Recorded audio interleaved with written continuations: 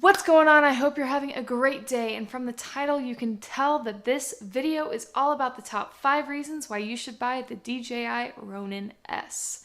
And it just so happens that I bought one for myself just this morning and I am excited.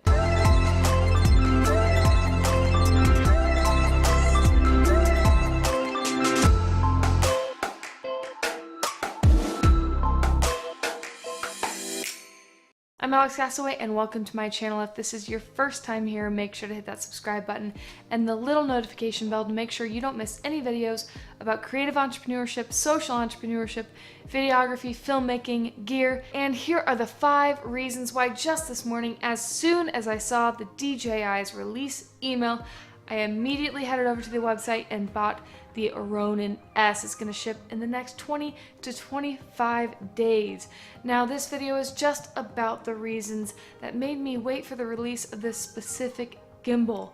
And after I get the gimbal, I'm going to be doing a full-fledged review. So as soon as that happens, I'm going to put a card up here directing you to that video if you want to find out more information. But for this video, make sure you stick around to the end because I am going to be saving the best reason for last. Let's get into it. So the first major benefit I believe to upgrading to the Ronin-S is its industry standard mounting plate. Now, I do think that this is definitely becoming a more standard feature for gimbal systems, and you see that in the new Zhiyun crane gimbal systems as well. This is a definite upgrade from what I've been using for the past 3 years. I've been using this gimbal right here, and it does not have a standard mounting plate. In fact, it is a little teeny thing, and I haven't seen anything else that is this mounting plate.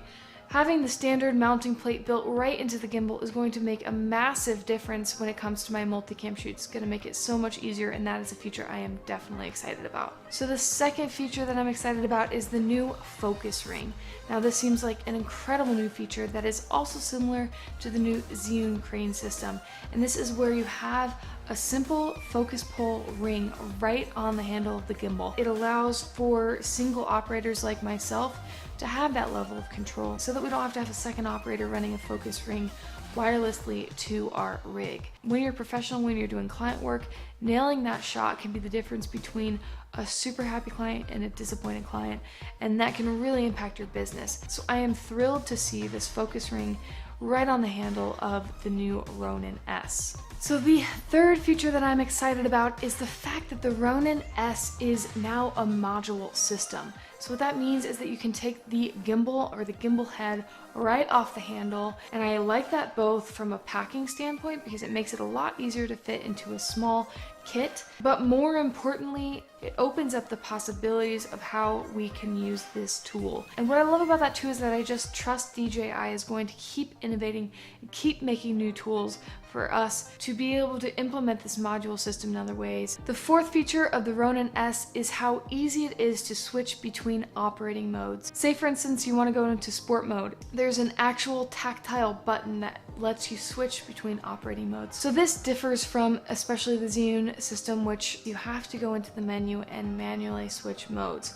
Whereas on the Ronin-S, it's just a tactile button and you can hit it right in the moment when you need it. And I think that that is so important for run and gun, basically any type of documentary filmmaking that you're going to be doing. And this leads me to the fifth and best, most important reason why I waited for DJI to release the Ronin-S before I invested in a new gimbal. And that is the fact that they moved the payload above the motor, so you can actually see your camera's screen.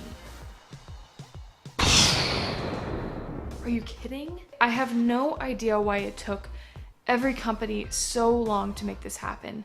And of course, I know it's probably super technical and the engineering is really difficult. I am beyond pleased that this has finally happened. It has been so frustrating working with this gimbal so often and not being able to see my screen. There have been so many times when I've chosen to go handheld when it didn't really make sense for my shot because I couldn't see my framing when I used the gimbal.